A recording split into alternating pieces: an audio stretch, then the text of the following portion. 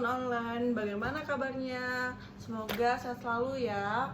Nah, pada kesempatan kali ini kita akan mempraktikkan model pembelajaran artikulasi. Happy watching! Model pembelajaran artikulasi. Kami dari kelompok 4 yang beranggotakan yang pertama Nandini Syafira, lalu yang kedua Sukma Sakinah Syamnur. Model pembelajaran artikulasi adalah model pembelajaran yang menekankan pada aspek komunikasi kelompok berpasangan dengan teman sebagai sumber belajar. Pada model ini, terjadi proses interaksi antar anggota kelompoknya atau kelompok berpasangan. Salah satu menjadi narasumber dan anggota satunya akan merekam informasi dan bergantian sebaliknya. Kemudian, hasil belajar tersebut didiskusikan dengan kelompok lain akan mendapatkan informasi yang sama. Langkah-langkah model pembelajaran artikulasi. Yang pertama, guru menyampaikan kompetensi yang ingin dicapai. Yang kedua, guru menyajikan materi sebagaimana biasa. Yang ketiga, untuk mengetahui daya serap siswa, bentuklah kelompok berpasangan 2 orang. Yang keempat, menugaskan salah satu siswa dari pasangan itu menceritakan materi yang baru diterima dari guru dan pasangannya mendengar sambil membuat catatan-catatan kecil. Kemudian berganti peran. Begitu juga kelompok lainnya. Yang kelima, menugaskan siswa secara bergiliran atau diacak menyampaikan hasil wawancaranya dengan teman pasangannya sampai sebagian siswa sudah menyampaikan hasil wawancaranya. Yang keenam, guru mengulangi atau menjelaskan kembali materi yang sekiranya belum dipahami siswa. Lalu yang terakhir, kesimpulan atau penutup. Adapun karakter yang ada pada diri siswa setelah proses belajar dengan menggunakan model artikulasi ini adalah sebagai berikut. Yang pertama, siswa menjadi lebih mandiri. Yang kedua, siswa bekerja dalam kelompok untuk menuntaskan materi belajar. Yang ketiga, penghargaan lebih berorientasi kelompok ketimbang individu. Yang keempat, terjadi interaksi antar siswa dalam kelompok kecil. Yang kelima, terjadi interaksi antar kelompok kecil yang satu dengan yang lainnya. Yang keenam, tiap siswa mempunyai kesempatan berbicara atau tampil di muka kelas untuk menyampaikan hasil diskusi kelompok mereka.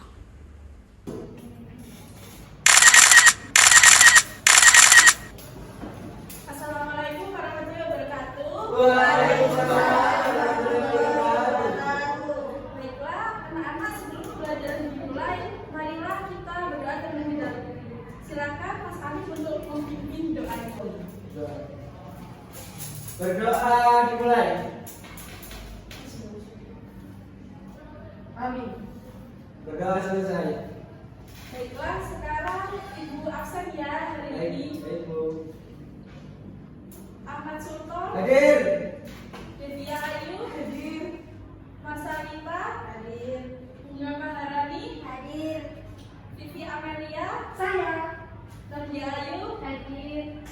Febriani Gak masuk, Bu. sakit ya? Sakit sepertinya. Sakit hati, Bu.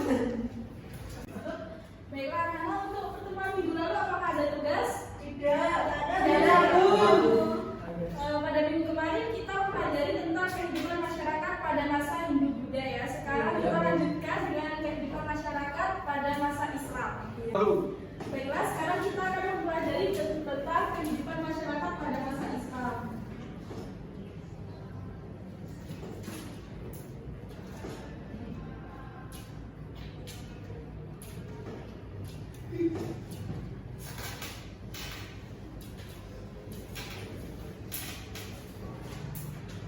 Ada yang tahu bagaimana persebaran agama Islam masuk ke Indonesia?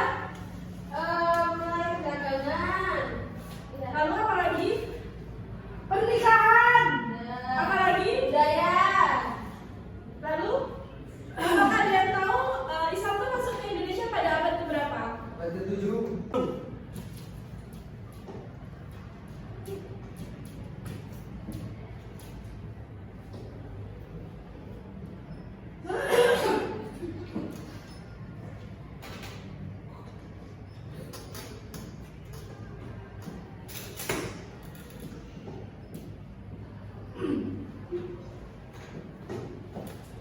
Jadi, agama Islam itu masuk ke Indonesia mulai abad ke-7 sampai abad ke-13.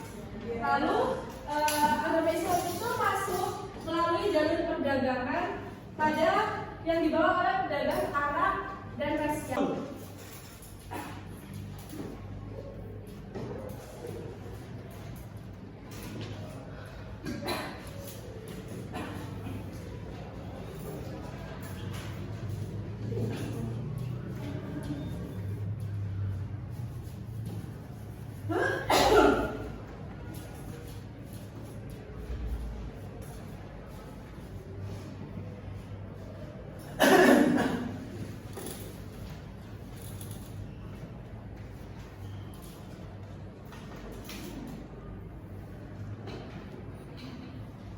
Jadi, agama Islam itu masuk ke Indonesia melalui jalur perdagangan yang dibawa oleh pedagang dari Arab, Persia, dan India.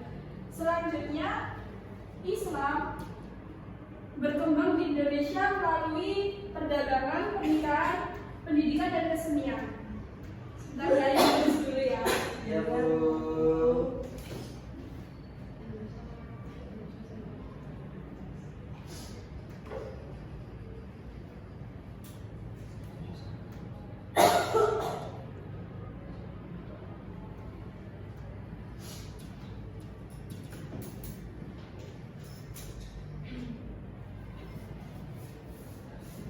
Jadi, dilanjutkan ya.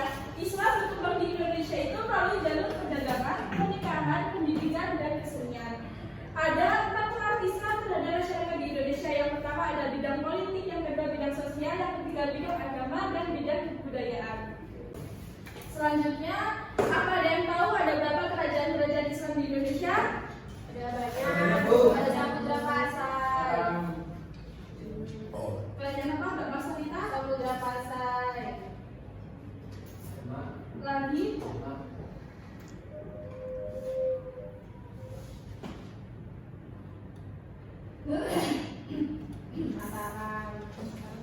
Mataram. Terus Aceh Darussalam. Satu lagi? Bentar.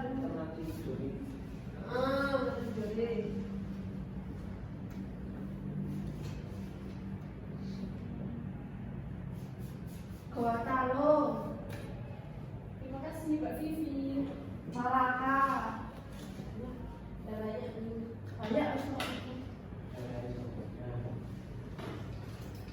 Banten. Yang kita pelajari ada 7 aja ya teman-teman. Yang pertama Samudra Pasai, yang kedua Kerajaan Demak, yang ketiga Mataram, yang keempat Aceh, yang kelima Ternate dan Tidore, yang keenam Malaka, yang terakhir Gorontalo. Selanjutnya akan dijelaskan oleh Ibu Sukma. Nah, sekarang kita akan melanjutkan materi yang sudah dijelaskan oleh Ibu ini. Pada materi ini kita akan mempelajari tentang peninggalan kerajaan Islam yang ada di Nusantara. Terlepas dari kisah betapa kerasnya perjuangan penyebaran Islam di wilayah Nusantara, ada beberapa peninggalan yang menjadi bukti bahwa peninggalan tersebut adalah hasil dari budaya pada masanya. Nah, sekarang kita akan membentuk kelompok dua. Ini kan jumlahnya 6 orang kan. Kita bentuk 2 orang menjadi 3 kelompok. Nah, sekarang kalian diskusikan hasil peninggalan sejarah kebudayaan Islam itu. Nanti presentasi satu-satu ya. Maksudnya dua-dua. Secara berpasangan dengan kelompok ini masing-masing. Silahkan didiskusikan.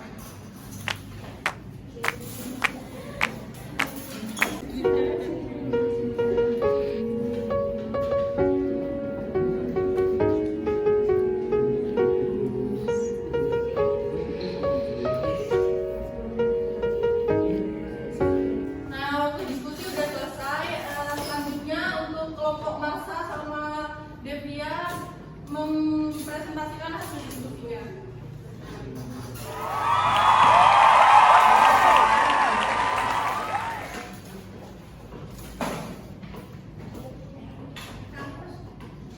Baik, silakan dimulai. Peninggalan sejarah Islam yang ada di Indonesia. Yang pertama ada masjid, yang kedua ada keraton, yang ketiga ada kaligrafi, yang keempat ada seni tari, terus ada karya sastra, ada kesenian bela diri, dan terakhir ada perayaan dan sekaten. Silakan berjanjian dengan berapa peserta. Oke, peninggalan sejarah Islam di Indonesia itu ada masjid, kaligrafi, seni tari, keraton, debus, sekaten, dan karya sastra. Sudah, terima kasih. Selanjutnya bergantian dengan kelompoknya Mas Alim dan Mbak Nadia.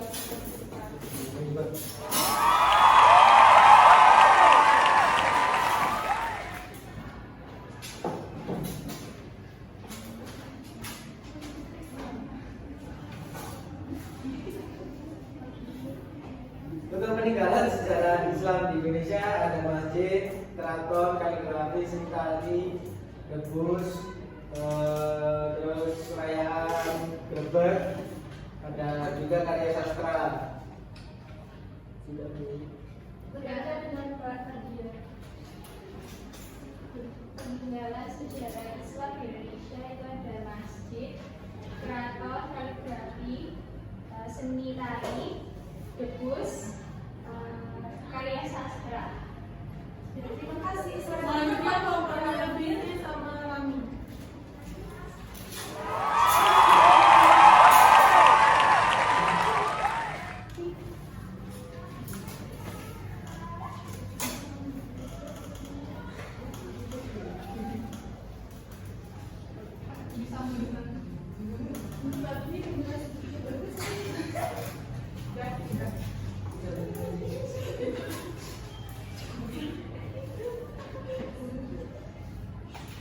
Peninggalan sejarah Islam di Indonesia itu yang pertama masjid, keraton, kaligrafi, seni tari, dan debus, dan perayaan sekaten, dan karya sastra. Selanjutnya gantian dengan Mbak Vivi.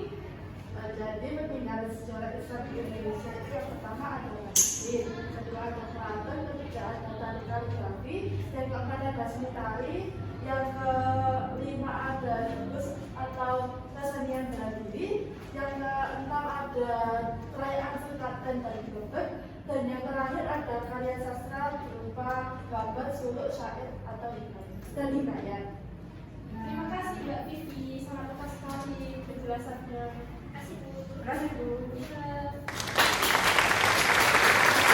Baik, terima kasih anak-anak atas penyampaian dari kelompok tadi mengenai peninggalan sejarah Islam di Indonesia. Jadi Ibu jelaskan lagi ya, kesimpulannya dari kehidupan masyarakat pada masa Islam, yaitu agama Islam masuk ke Indonesia itu pada abad ke-7 sampai abad ke-13 Masehi melalui jalur perdagangan yang dibawa oleh pedagang Arab, Persia, dan India.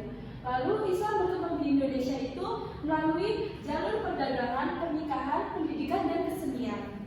Selanjutnya saya akan menjelaskan kerajaan-kerajaan Islam yang ada di Indonesia. Yang pertama itu Samudra Pasai, kedua Demak, ketiga Mataram, keempat Aceh, kelima Ternate dan Tidore, keenam Goa dan Palu, ketujuh Malaka.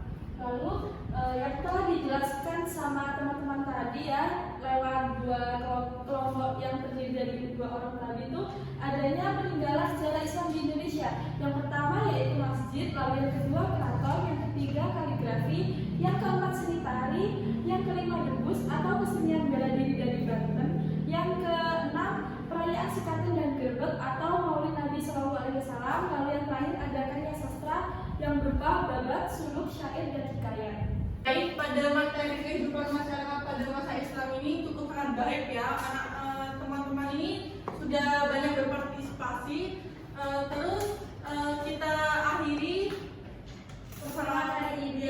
Apabila saya dan Ibu Sukma ada salah, mohon maaf sebesar-besarnya. Wassalamualaikum warahmatullahi wabarakatuh. Baiklah teman-teman, segitu dulu penjelasan dari kelompok kami selaku kelompok 4 mengenai materi model pembelajaran artikulasi. Kami mohon maaf yang sebesar-besarnya apabila masih terdapat kekurangan.